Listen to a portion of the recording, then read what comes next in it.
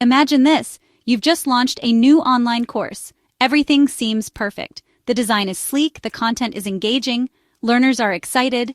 Then the emails start pouring in. Learners are stuck. A quiz question doesn't make sense. A link leads to a dead end.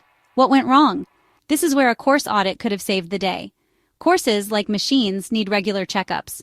An audit helps us find those hidden glitches before they become major problems.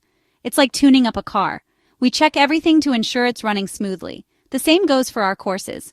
We audit to ensure they effectively help learners reach their goals. Unmasking the power of review. Auditing in instructional design is like quality control. It helps us answer critical questions. Are our courses hitting the mark? Are they engaging? Are they delivering the promised learning outcomes? A well-executed audit can be a game changer.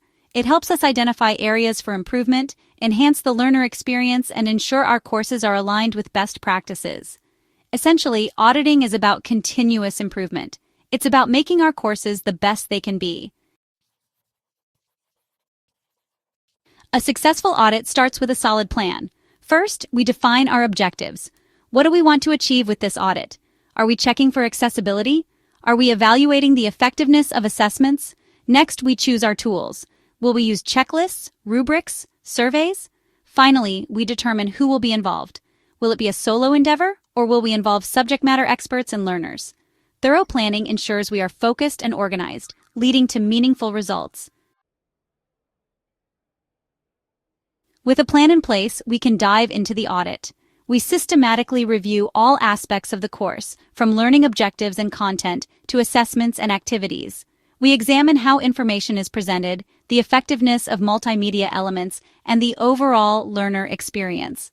Throughout the process, we document our findings. We note both the strengths and weaknesses of the course. Remember, an audit is not about finding faults. It's about identifying areas for improvement.